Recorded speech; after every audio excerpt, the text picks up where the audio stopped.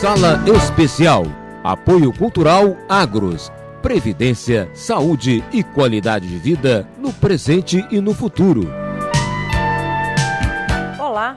Há meses estamos falando sobre a ameaça de faltar água em Viçosa e as medidas que estão sendo tomadas pelo SAAI e pela UFV para remediar a situação.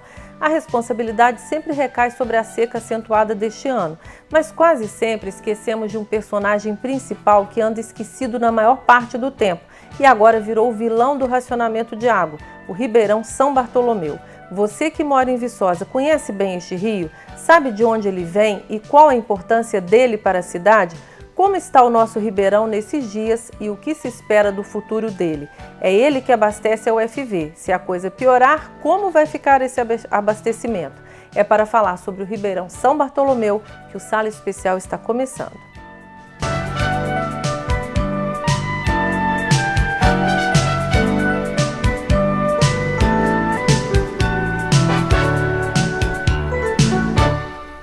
Para falar sobre o Ribeirão São Bartolomeu, estão conosco no programa de hoje os professores José Carlos Bonenberg e Rafael Bastos, do Departamento de Engenharia Civil. O professor Rafael também é diretor da Divisão de Água e Esgoto da UFV, e o professor Bandeira, que é o diretor do SAAI.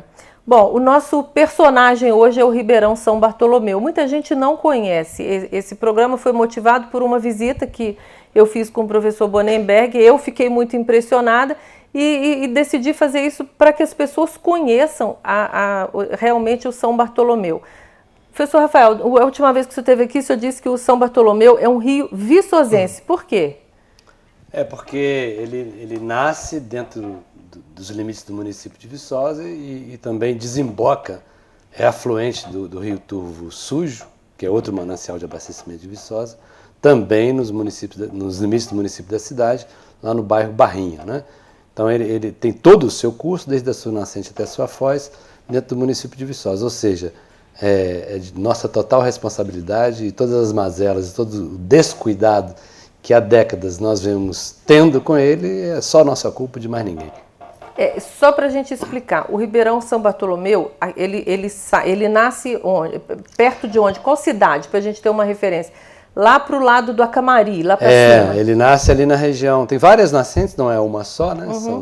São dezenas de nascentes que compõem o veio central do São Bartolomeu, mas grande parte delas está localizada na região do Palmital e do Paraíso, né? São as regiões que concentram as principais nascentes do São Bartolomeu, que são duas regiões de Viçosa muito próximas, né? Zona rural, mas muito próximas da zona urbana.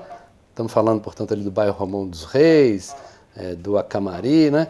E, portanto, que sofrem uma pressão muito forte de expansão urbana e imobiliária, né? Então, São Bartolomeu nasce numa região sob forte pressão imobiliária e de ocupação urbana, né? E passa pela universidade, as lagoas que as pessoas estão acostumadas a ver da universidade são represas, né, são artificiais, não são represas, não são lagos naturais. Segue ali pelas 4 pilastras, né, acompanha mais ou menos aí o trajeto da Rua dos Passos, né, se a gente quisesse uma referência. Vai pela Rua dos Estudantes, atravessa ali no centro da cidade e vai pela Rua dos Passos e até chegar lá na Barrinha, né? Uhum. Onde é afluente do rio Turvo Sujo, que segue o seu curso, se torna depois rio Turvo Limpo, né? E é afluente do rio Piranga, já mais ou menos perto de Porto Firme, né? Que por sua vez é afluente do rio Doce. Esse é o nosso mapa hidrográfico, o caminho do rio. Mas o Ribeirão São Bartolomeu é viçosense. E é de nossa responsabilidade. Então eu vou pedir para vocês soltarem para nós as imagens que nós fizemos. Essas imagens foram feitas lá onde é o IEF, nós estamos vendo as imagens aqui. Como é que chama esse lugar, professor? No Acamari, em frente ali à celulose. Dendrologia. A dendrologia. Para cima um pouco da dendrologia. Esse é o Ribeirão São Bartolomeu, e essa deveria ser uma das lagoas da UFV que está seca. Então, essa serpente que passa aí no meio da lagoa é o Ribeirão São Bartolomeu. Olha ele aí. Triste, né? Eu fiquei bastante impressionada porque eu imaginava que São Bartolomeu fosse um rio mesmo. E ele é um ribeirão muito fininho, muito estreito. Você me permite só um Pois breve não, vamos comentário? comentar essas imagens. Eu acho que no último programa que eu vim aqui, acho que você vai se lembrar de uma expressão que eu usei, né? Que o São Bartolomeu é um fiapo d'água, né? Eu acho que as imagens mostram bem isso, né? É um fiapo d'água. E ele não corre nem mais com tanta velocidade assim. É verdade. Né? E o que é isso? O que está em volta? Isso era a lagoa, não é mais? Em volta você observa que o rio traçou o seu leito dentro de um assoreamento que ocorreu aí ao longo de anos, né? Isso hoje é uma mistura de areia com lama, né? Quase que uma areia movediça, que é a deposição que veio da zona rural ao longo dos anos. Essa lagoa, numa medição em 1900, por volta do ano 2000, foi medido o volume dela. Ela tinha 80 mil metros cúbicos. Nós medimos ela em 2010, ela passou para 65 mil metros cúbicos, com uma perda de volume. E essa perda de volume de 15 mil metros cúbicos, aproximadamente, foi decorrente do assoreamento. Né? Dos diferentes movimentos de terra que ocorrem na bacia do Bartolomeu. Tipo corte, aterra o brejo, abre uma estrada, o próprio processo de urbanização foi deteriorando. Hoje a vazão que a gente está observando aí está em torno de 27 litros por segundo. Menos? Não, mais, um pouquinho. 36 litros por segundo, 36. Ontem e hoje. Né? Foi medido. Está sendo medido todos os dias. Só para explicar, essa lagoa, esse lugar onde não tem mais a lagoa, é ali perto de onde o senhor falou, perto da dendrologia. Isso. Que vai ali perto da engenharia agrícola. Isso. Então o ribeirão, a gente vê um pouco mais para frente só essa serpentezinha aqui. Agora nós vamos ver como é que está a situação da lagoa. Né? Essa é a lagoa que tem ali em frente à engenharia agrícola, indo para o Acamari, né? E ela está toda assoreada. Toda assoreada, e a gente vê um filete muito pequeno de água hoje em dia. Não é? Então, o ribeirão vem de lá, eu estou falando porque eu acompanhei as imagens, né? O ribeirão vem de lá e aí ele passa por um lugar que atravessa ali aquela ruazinha que vem da UFV e vai para o Acamari e deveria passar por baixo. Nós vamos ver as imagens aí que ele não está passando mais por baixo. Do vertedouro, localizou, né? professor? Sim, não, mas passa ainda, né? A gente não vê, porque senão a segunda lagoa também não... Essa primeira lagoa que a gente mostrou aqui, totalmente seca, né? Ela se encontra assim porque fomos obrigados a abrir o registro de fundo dela, né? Para que essa pequena vazão que passa por ela alcance a segunda lagoa, senão nós já teríamos parado totalmente, né? Então ainda passa ainda, esse fiapinho d'água que você mostrou ali. Aquele fiapinho d'água, ele passa por baixo da primeira lagoa, que está totalmente seca, praticamente totalmente seca, para a segunda, que já tem o seu nível bastante comprometido. Então, a segunda é que alimenta a água mesmo. Isso. Essa é a segunda. Essa é a segunda, onde está também já bastante comprometido. Essa é a última reserva de água que nós temos. Daqui ela não segue mais, né, para a terceira, quarta e quinta lagoas. Essa é a imagem que... Olha, tá vendo? Esse é o local onde o ribeirão passava, tem um medidor e que está sequinho. É isso que você se referia. Isso, é aqui que eu me referi. Isso é verdade, não passa. É o vertedor, né? No vertedor não passa. Ou seja, nós estamos usando o famoso volume morto. Esse é o lugar, professor, olha, tá vendo? Essa pontezinha que o ribeirão passava por baixo e não está passando mais. Que vai para a segunda lagoa, que é essa... E que também já está bastante seca. Isso, mas passa por um outro lugar, isso que eu queria dizer. Por uma tubulação que a gente não vê, né? Não, mas tem razão. Onde a água passa normalmente... É para esgotar o volume morto lá. E o volume morto ainda existe? Na segunda lagoa, é o que a gente vê. Não, existe. Na segunda, né? Na segunda lagoa. Na primeira, essa água aí que a gente está vendo, na segunda lagoa. Esse existe, a água que a gente está usando, nós e o SAI. É a reserva. Pelas últimas contas, a gente tem monitorado isso permanentemente, né, em sintonia constante e permanente com o SAAI. Pelas últimas contas, o tanto que entra, foi esse número que eu corrigi um pouquinho aqui, está entrando hoje, por causa da chuva, né, de ontem e anteontem, melhorou um pouquinho, 36 litros por segundo mais ou menos, né? A universidade estava captando 10 litros por segundo, o SAAI 35 litros por segundo, em torno disso, Isso, a conta que a gente fez é que esse volume, que ainda se encontra represado na segunda lagoa, ainda nos dá uma sobrevida de em torno de 50 dias, não fez, professor? Que nós calculamos hoje, né? Na medida que chover e que aumentar um pouquinho o fiapo d'água, a gente tem um pouco de folga. Se não chover, a gente vai ter menos folga e vai ter que apertar ainda mais. O senhor pode explicar essa imagem para nós? O que é isso? Isso é o que está na segunda lagoa.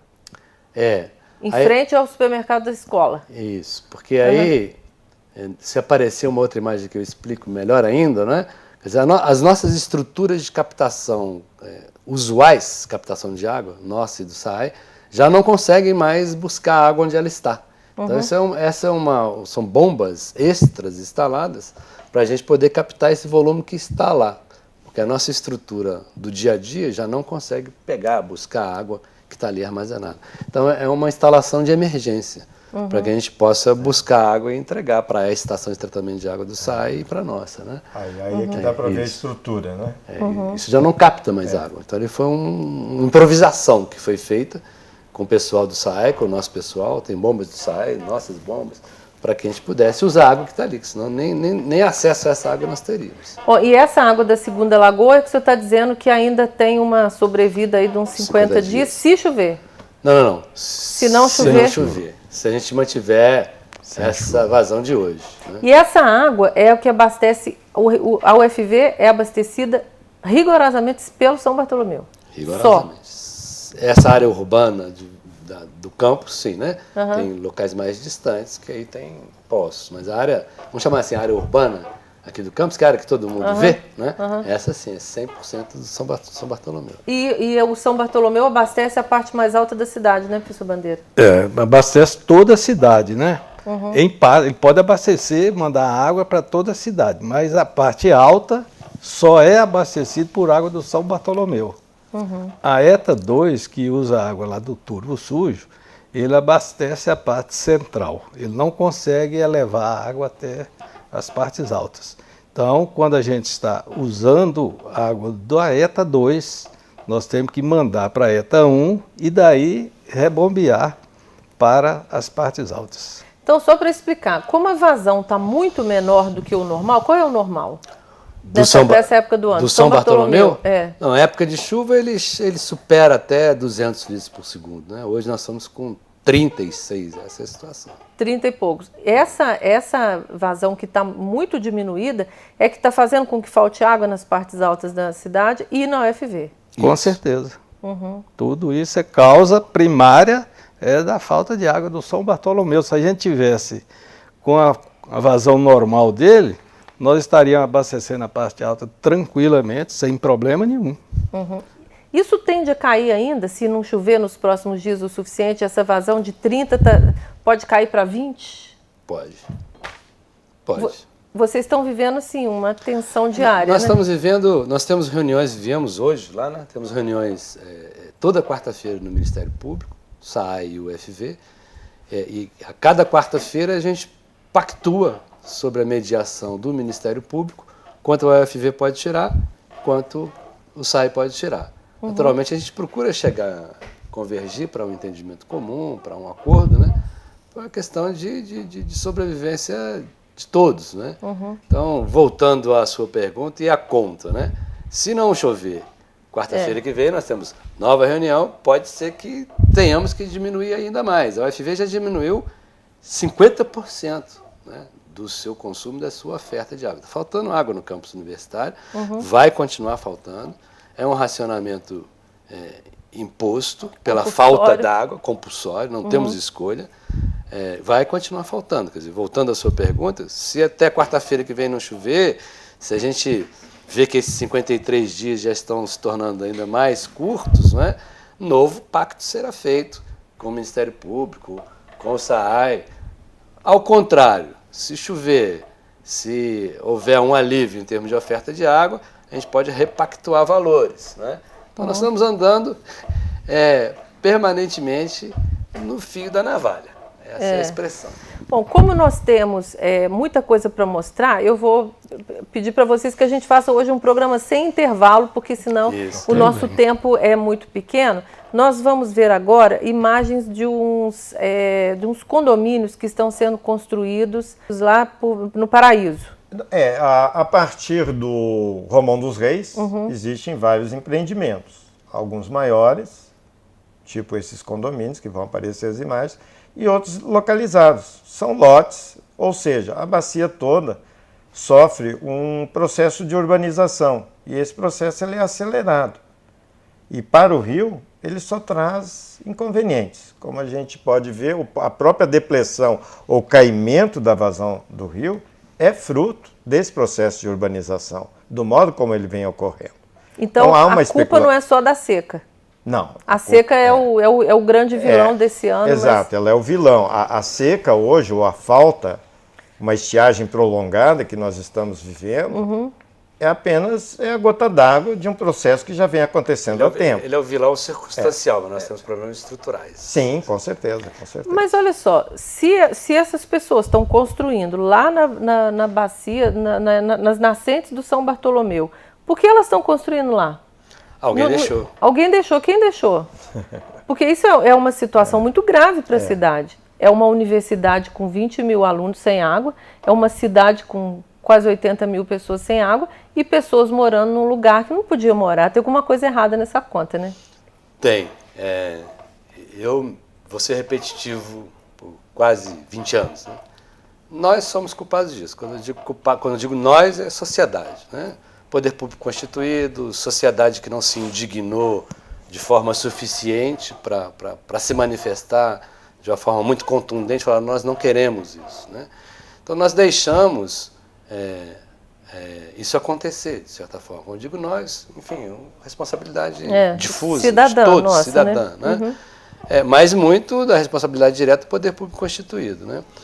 Algumas pessoas, alguns setores da cidade, da sociedade, dentre os quais eu me incluo, vêm alertando sobre isso há 20 anos tranquilamente. Né? Você vai se lembrar do movimento SOS São Bartolomeu, que data de 1993, quando a gente já alertava para isso. Né? Então é uma crise anunciada. A conta é esta. Não temos regras de uso e ocupação do solo no local onde você visitou, ou seja, no local das nascentes do São Bartolomeu. Tecnicamente, é possível aumentar a oferta de água. Trabalhos anteriores feitos pelo SAI demonstram isso. O que nós precisamos é ter leis que disciplinem definitivamente a ocupação do solo naquela região. Dizendo em outras palavras, há que se transformar aquela região em área de proteção ambiental, com disciplina de uso e ocupação do solo, frear a ocupação urbana e, ao mesmo tempo, rever. A culpa não é só daquela região, na cidade também nós temos as nossas mazelas, né, no meio urbano, rever o plano de expansão da cidade, porque a cidade insiste em crescer e se verticalizar e se adensar nas regiões que dependem de São Bartolomeu e definitivamente nós temos que induzir o crescimento para o lado que tem água, né, para o lado abastecido pela ETA 2 do Rio Turvo.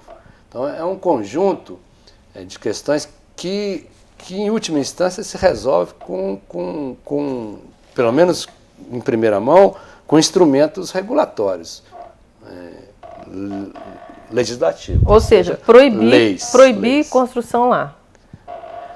Lá, pelo menos. Lá não tem mais outra opção que não seja.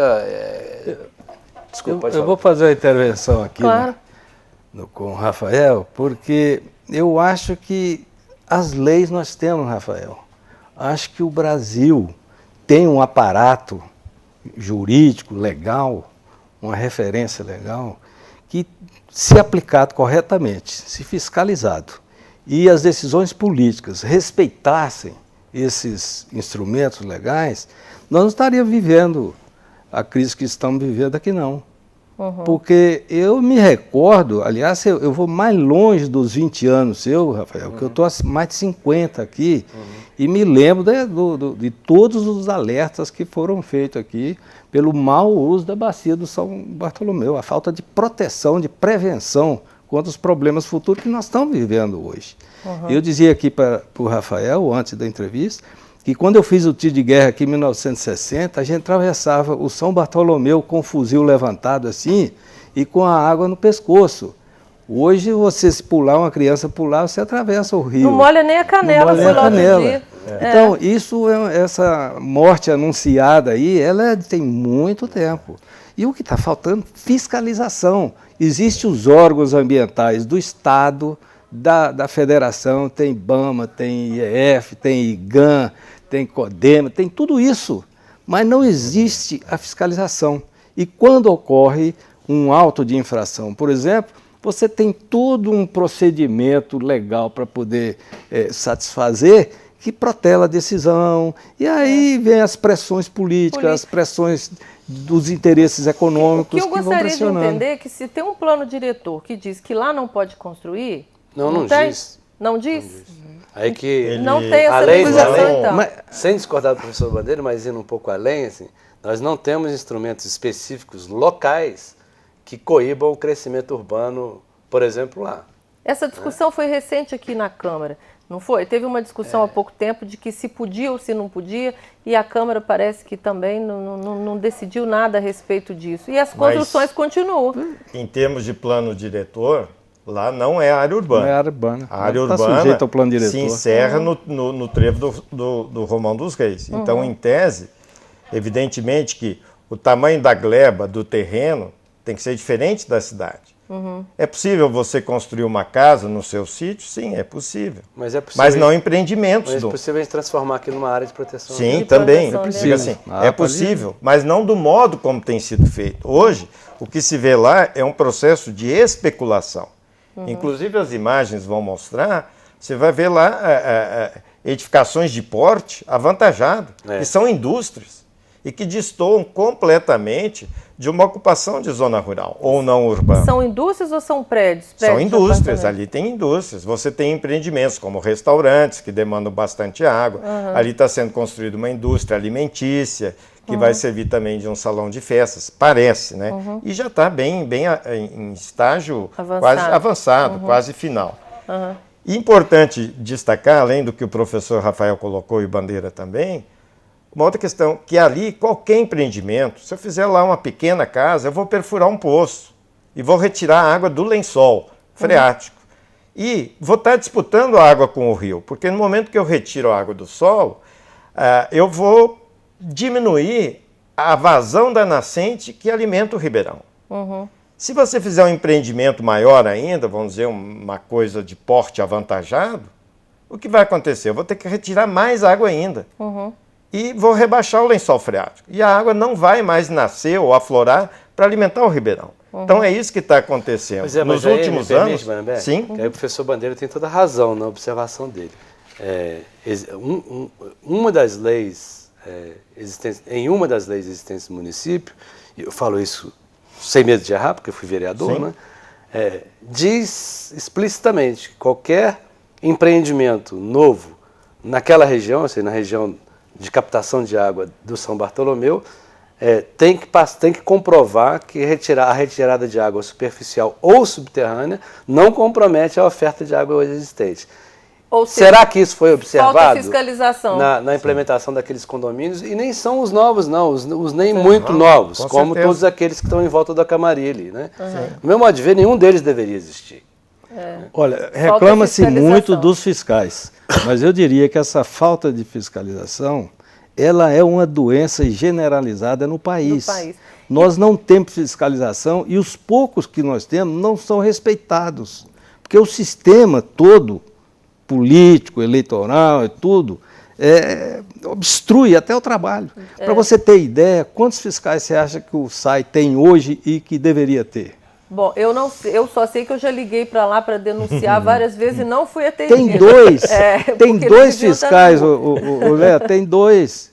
Quer dizer, para você fiscalizar 20 mil usuários de água aqui, com 2 fiscais, com todo mundo ligando, não é Porque a possível. população está fazendo a parte, né, professor? Está tendo uma economia de água, não está? Ah, com certeza. Forçosamente tem, porque nós estamos mandando pouca água. Então, quem tinha sua caixa d'água e está usando bem, como eu estou usando, não me faltou água lá em casa. Mas, assim, o conforto que eu tenho com a água, eu renunciei a ele, porque tem que... Eu também. Bom, nós temos muito pouco tempo agora. Eu acho que, Leia, seria bom agregar ainda na parte anterior, que é o seguinte: o processo de urbanização, o fato de edificar, faz com que também o caminho da água passe a ser outro.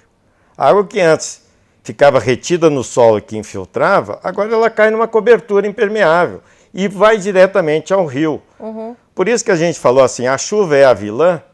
Em dezembro do ano passado, choveu em Viçosa 425 milímetros.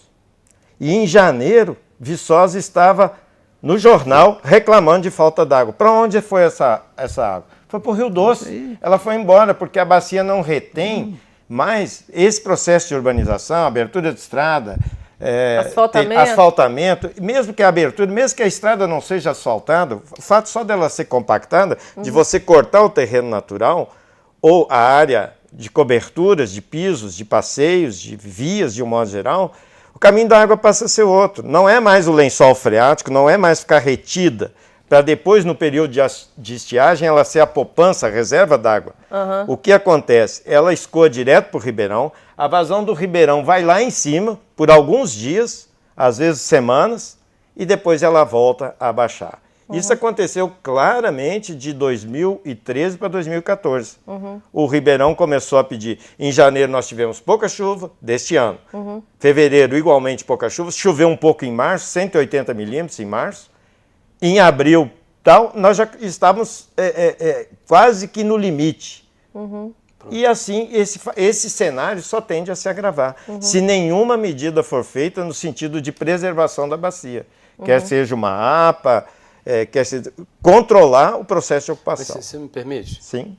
Uma última consideração. Não, nós já estouramos o tempo mesmo. O tempo Vamos lá, porque eu acho que o assunto é muito importante. É uma última consideração muito rápida. Acabou? Eu acho que... Só mais um pouco. Eu acho que estamos, sem sombra de dúvidas, diante de uma crise seríssima, sem precedentes em Viçosa. Discutimos aqui a responsabilidade do tempo, a nossa responsabilidade da sociedade. Eu quero acreditar que nós vamos sair dessa diferentes. Né? O que eu quero dizer com isso? É a nossa última chance de aprender e que aprendamos com a crise. Se a gente não aproveitar essa chance, vamos desistir de Viçosa. Né? É a nossa última chance. Então, assim, nem quero mais ficar me remetendo ao passado, de que há 20 anos, ou há 10 anos, ou 30 anos. Né? Eu quero acreditar que todos nós, cidadão comum, empresários, responsáveis pelo setor imobiliário, poder executivo, UFV, poder legislativo, vamos todos aprender dessa crise para que encontremos soluções racionais daqui para frente, né? E que possam nos garantir uma sobrevida para Viçosa. Recebi um telefonema há poucos dias do novo prefeito, o Ângelo Schecker, né, em que me disse pessoalmente no telefone que tem essa disposição de acelerar esse processo da criação da área de preservação ambiental. Bom sinal. Eu acho, então, que já é uma primeira manifestação que vamos aprender com a crise. Frente, né? Se estamos discutindo há décadas a área de preservação ambiental, então, assim, temos um sinal, quero crer, então, que esse sinal seja válido para todos nós, repito, para todo e qualquer cidadão, mais empoderado ou menos empoderado, e que nós aprendamos com essa crise, porque realmente é a nossa última chance. Então, é aí que eu quero pegar. Não adianta as pessoas ficarem esperando chover. Se chover hoje, se chover amanhã, porque fica essa ansiedade, choveu aqui, choveu ali, mas não choveu aqui, a chuva vai amenizar o drama que nós estamos vivendo. Perfeito. Mas não resolve o problema de São Bartolomeu, não é isso? Eu queria que vocês considerassem isso para a gente terminar. Eu acho que esse aí é a grande mensagem que a crise está deixando. E além do que o Rafael lembrou aqui, que cada um tem que fazer a sua parte, a partir do aprendizado da crise, né? Lembrar a responsabilidade que nós temos para definir o que nós queremos para o futuro em termos de suprimento de água. Uma fonte importante é o São Bartolomeu se isso é a definição que o poder público, o poder político local, regional define, então vamos trabalhar para isso, fazer a APA e fazer a proteção no São Bartolomeu, não deixar mais a construção dos condomínios a montante. Então, esse é o caminho. Agora, se Viçosa, uma comunidade, quer outra fonte de abastecimento de água, nós temos a solução do rio Turvo Limpo, nós temos o Mainarte, nós temos a própria ETA 2, nós já pedimos, o SAI já pediu mais 100 litros por segundo de outorga, o que pode possibilitar a captação de 200 litros por segundo, que é um abastecimento muito bom para a cidade, e fazer a ETA 3 lá no Mainarte, ou no encontro dos dois rios, lá nas duas barras. O que é Mainarte, professor? Mainarte é um ponto, é uma comunidade que existe no Turvo Limpo, aqui nessa direção da Univiçosa, que é um lugar viável para a captação de água para suprir aqui a cidade. Então, se é por aí, então tem que haver essa análise do todo com a visão de longo prazo. Porque o grande problema que eu acho que nós estamos vivendo a crise hoje é que nós não temos chuva, não tivemos capacidade de estocagem, e eu fico vendo assim, por exemplo, a quantidade de represas que nós temos, a montante, e que poderiam ter sido usadas e não foram usadas. A própria universidade ela tem quantas represas espaços para acumular e não se acumulou. Essas duas represas que nós temos aqui na entrada das 4 pilastras, aquela água poderia ser potável e não é. E aí eu me reporto, aí na época que eu fui reitor, fui avisado disso, mas é aquele problema. O gestor público no Brasil, ele nunca tem a chance de olhar para o futuro e fazer planejamento para executar no futuro, contando com dinheiro, porque ele não sabe, ele é sobrevivendo ali do dia a dia, é tudo improvisado. Apaga incêndio. Paga incêndio. Então, essas duas lagoas, eu tenho falado com o Rafael aqui, que elas podem se transformar numa caixa de estocagem de água aqui para uma crise, se ela tiver água potável ali. E essa crise pode não ser a única, né? A gente pode não ser, com certeza não será. Nós estamos cheios de incertezas por aí. Perspectivas de previsão climática para 2015 não são das melhores, não. Você viu as páginas amarelas de Veja dessa semana? É um climatologista aí da ONU, acho que ligado à ONU, e é brasileiro, um cara importante, de renome internacional, e ele falando das chances da crise se repetir no próximo ano. No próximo ano, Professor, suas considerações finais, por favor. Eu gostaria de lembrar que a bacia de São Bartolomeu ela é pequena, ela é frágil, é uma bacia sensível, ela depende hoje de cuidados, né? Depende de chuva, porque ela não é grande, é algo em torno de 2.000 hectares. Então é uma bacia que produz resposta muito rápida. Chove, escoa, sobe. Parou a chuva, ela vai esvaziar. E esse processo de descuido para com a bacia é que acelera gravemente essa crise. Se esse ano a gente viveu um momento delicado, 2014, eu, sinceramente, Bonenberg, me perguntar, 2015 será pior. Será pior, é o que a gente tem ouvido dizer. Nem estou preocupado com chuva, evidentemente que, porque a média de precipitação anual em Viçosa, ela gira em torno de 1.300 milímetros. Agora, se essa chuva vai cair toda em dezembro, toda em janeiro, a distribuição dela é que é muito sazonal. Nós temos períodos de janeiro, fevereiro e março, outubro, novembro e dezembro, são os períodos de chuva. E a gente sabidamente é conhecido, abril, maio, junho, julho, agosto e setembro, são meses que não chove. Não chove. Então essa estocagem que o Bandeira mencionou e que nós conhecemos, não só as lagoas da UFV, nós temos que ter outros, a montante, na zona rural, em vez de nós estocarmos casa, nós temos que estocar reservatórios, para que eles acumulem água para esses períodos mais críticos. Se for um ano generoso de chuva, ótimo. A gente não fica esse reservatório para lazer, para educar a vista, né? Descanso, para criar um peixinho. Amenizar o clima. Agora, foi um ano crítico, nós temos essa reserva. E hoje nós estamos desprovidos dela. Nós temos as lagoas da UFV, mas elas por si só se mostraram assoreadas. Ao longo de 20, 30 anos. Vimos as imagens. Quer dizer, ao longo de um sofrimento que ela veio, né? Ela veio fazendo, cumprindo o papel dela. Né? Até um processo de limpeza dessas lagoas, hoje, seria já mas precisaria de recurso, de equipamento, tempo. Né? O momento está propício para limpar a lagoa, mas nós temos que ter os demais. E não adianta, né, o senhor falou da sua gestão, de prefeitos anteriores, não adianta agora ficar procurando os culpados. É daqui para frente tomar uma providência. Léa, deixa eu fazer um último, aproveitar um pouco esses segundos seus aqui, para fazer um grande apelo que eu quero fazer para a comunidade. Hoje de manhã nós tivemos uma reunião exaustiva com o Ministério Público, a UFV e o SAI discutindo a crise, o impacto que a universidade está passando por ele é intenso demais, o prejuízo acadêmico que está acontecendo com a comunidade é imenso. E a cidade também vai começar a viver um processo mais agudo de regramento de água. Então eu queria aproveitar esse momento para deixar o recado, um apelo que eu faço para toda a comunidade viçosense, seja ela universitária, seja ela da cidade, para que economizem água. Se você quer água, economize a que você tem, que aí não vai faltar a água. A universidade, com o SAI, nós estamos permanentemente em contato, fazendo as medições, os acompanhamentos, fazendo a melhor gestão possível da água que nós dispomos. O Ministério Público está preocupado, o prefeito está preocupado, o reitor está preocupado, todos nós estamos preocupados. Mas o grande responsável pela economia de água não somos nós. É o cidadão comum, é a dona de casa, é a empregada doméstica, é o varejista, é o supermercado.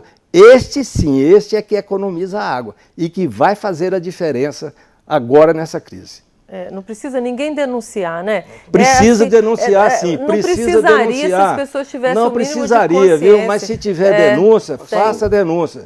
Eu já coloquei meu telefone à disposição de muitas pessoas, 87, pode ser no 92196354, que não conseguirem falar no SAI, pode ligar para mim. Eu tenho recebido várias denúncias e tenho mandado fazer as averiguações.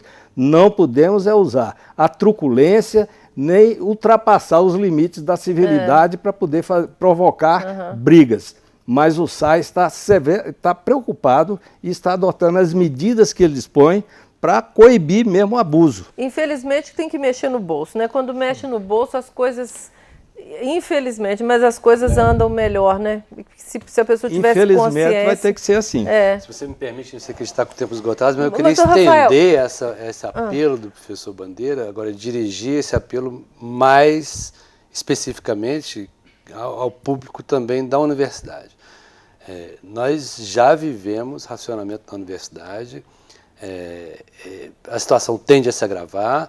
Estamos numa operação de guerra para manter o abastecimento de alguns setores estratégicos, tipo hospital universitário, creche, divisão de saúde, alojamentos, tem pessoas que vivem aqui dentro, né?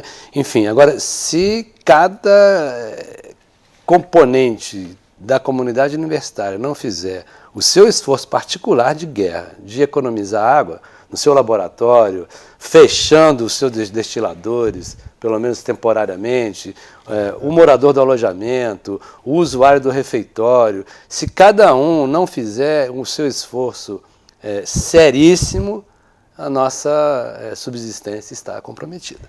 Eu não posso terminar o programa sem uma pergunta que está aí na cabeça de todo mundo na cidade. Por que a UFV não para as aulas?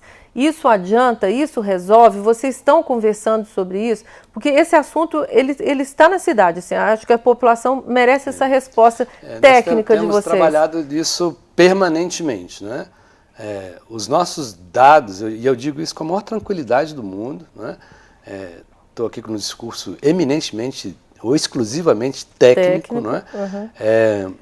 Os nossos dados que eu digo de consumo de água, de férias, de aula, históricos de greve, demonstram que não é a atividade letiva que determina o padrão de consumo de água na UFV. Como eu disse, a gente distribuía, oferecia cerca de 20, 25 litros por segundo de água para a universidade, estamos distribuindo 10, Esses 10 litros por segundo, telespectadores e colegas aqui, são consumidos, por exemplo, no final de semana. Ou seja, não é a aula que determina isso, né? Quer dizer, a interrupção das aulas agora, ela de fato não resolve o problema. Você está dizendo que o consumo durante a semana e final de semana ele é muito próximo? Não, hoje ele consome-se o que tem, com aula ou sem aula, né? Durante aula e férias, né, tem uma diferença pequena. Pequena. Né? Em torno de 15%. Né? Agora, nós já reduzimos o nosso padrão de distribuição de água para menos do que época de aula. Muito menos do que época de aula. Ou de férias, ou mesmo época de férias. Ou seja, estamos vivendo racionamento. Mas com para aula ou resolve. sem aula, nós vamos continuar distribuindo os 10 litros por segundo, por exemplo. Não resolve. Concretamente não resolve. Obviamente, se a gente chegar à beira do colapso total e absoluto, em que nós tenhamos que fechar outras atividades da universidade, inclusive que não vai ser só aula. Né? Porque a pesquisa perde muito. Serão São outras coisas que um não investimento serão aulas, de né? meses, anos num experimento sem água, né? Se a gente pode chegar numa situação extrema que nós tenhamos que fechar atividades outras da universidade, que não somente aula. Né? Essa é a nossa avaliação tranquila, simplesmente com apreciação técnica, né? E foi com essa responsabilidade, com esse entendimento, um entendimento que tem a compreensão da direção do SAAI, do Ministério Público, né? De que hoje fechar ou interromper o calendário acadêmico não é a solução. Não é a solução. Não eu dou meu testemunho aqui, que eu tenho acompanhado, professor Rafael, professor Bandeira, a pró-reitora, a Leis, a reitora, assim, a atenção, ela é minuto a minuto, né? Vocês estão monitorando, não é uma coisa que, vamos pensar nisso, não. Estão pensando nisso 24 horas por dia, nós custamos a trazer essas pessoas aqui, porque essas reuniões são o tempo todo, então é uma decisão técnica. Técnica, meramente técnica. Eu queria só acrescentar aqui, para auxiliar um pouco o raciocínio do professor Rafael, é o seguinte: hoje, quando a gente estava consumindo 35 litros por segundo, captando para a cidade, e a universidade captando 10, nós tínhamos isso aí gerando uma possibilidade de sobrevida com o estoque que nós temos de 53 dias. Então, se você interromper todo o fornecimento, toda a captação de água para o UFV, você vai aumentar 10 litros por segundo na oferta para a cidade. Supondo que você tire todo o consumo da universidade. Olha, isso aí vai possibilitar 45, seria 45, né? Não, 50, 45 litros por segundo ficaria à disposição da cidade. Não resolve. Nós estamos captando, nós temos 100 de permissão para captação lá na ETA 2. Nós podemos captar até 105, varia de 105 a 95 mais ou menos. Então ficaria com uma oferta global regulada mais ou menos 150, 140, 150 litros por segundo. Olha, isso é a oferta de água que é feita para a cidade em tempos absolutamente normais, de chuva, de temperatura e tudo. Né? Então, o racionamento, o fechamento da universidade, decretar a interrupção das aulas? É uma preocupação da cidade, porque ela está vendo assim, a possibilidade de ter que disputar água com a universidade. E isso com alunos acontece. de fora da cidade que estaria disputando a sobrevida ali pela água, né? Mas eu entendo, pela experiência que eu tenho, a vivência que eu tenho, o conhecimento que eu tenho da universidade, isso, o recesso acadêmico, ele traz prejuízo para todo mundo. A cidade para, tem o comerciante que quebra, o comércio para, o prejuízo econômico é muito grande. Então, nós vamos ter um sofrimento generalizado com o recesso. Então, enquanto a gente tiver a possibilidade de fazer a gestão do nosso estoque e racionalizar o consumo corrente, aquele que está entrando, nós temos que dar a chance da universidade de fazer a gestão para sobreviver ao fim do semestre. Havendo o fim do semestre, aí sim, para tudo. Se a crise ainda se não tiver chovido para recuperar alguma coisa. Com sacrifício, cada um fazendo a sua parte, ainda dá para levar sobreviver. Aí. Nós estamos igual a Cantareira lá. Hoje a Cantareira está com 3,4. O governador está falando, nós temos condição de sobrevida de 6 meses. Até março ele garante que tem. Então nós temos que explorar isso. A isso o tempo todo. Com certeza. No esforço conjunto. A universidade está fazendo um esforço, colocando a equipe técnica dela ao dispor do SAI. O SAI está colocando os seus recursos humanos também para isso. E colocando, o prefeito está dando todo apoio. Então a sobrevida por bom tempo aí, nós vamos agora mandar um WhatsApp lá para o prefeito, pedindo para ele, para o prefeito não, para São Pedro, pedindo as torneiras dele lá. Pelo amor de Deus. Ô, gente, muito obrigada pela disposição de vocês estarem aqui. Nós pedimos desculpa aos nossos telespectadores, que hoje foi um programa especial, né, de quase 50 minutos, normalmente é de 25 minutos, mas eu acho que é uma causa muito boa. Nós vamos colocar esse programa na internet para as pessoas poderem assistir, quem não viu aqui. Peço até aos senhores que divulguem isso, que é uma forma de dar essa satisfação, porque a gente escuta, recebe telefonema aqui o tempo todo, por que não acaba a aula, por que não acaba a aula, a resposta está aqui e a gente, mais uma vez, em nome da comunidade, agradece a todos vocês nesse esforço sobre-humano que vocês estão fazendo de fazer a água chegar na nossa torneira, e a gente é que tem que economizar agora, né? O Sala Especial termina aqui agradecendo mais uma vez a sua audiência e a presença dos nossos convidados. Esperamos que este programa tenha sensibilizado você para o drama deste rio, que é viçosense e é tão importante para o presente e para o futuro da cidade, com ou sem seca extrema. Cuidar bem dele e fazer o uso racional da água é um compromisso de todos nós. Como sempre dizemos, estamos esperando a sua participação nesse programa, que é feito para você participar. Mande um e-mail para salaespecial@ufv.br ou ligue para 3899-2649. Para acessar outros programas, procure no nosso Facebook Sala Especial TV Viçosa. Uma semana com saúde, paz e, se possível, bastante chuva para Viçosa nesses próximos dias. Nós nos vemos na semana que vem. Até lá!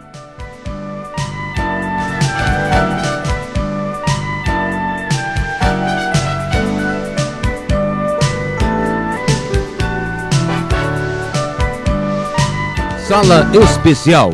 Apoio Cultural Agros. Previdência, saúde e qualidade de vida no presente e no futuro.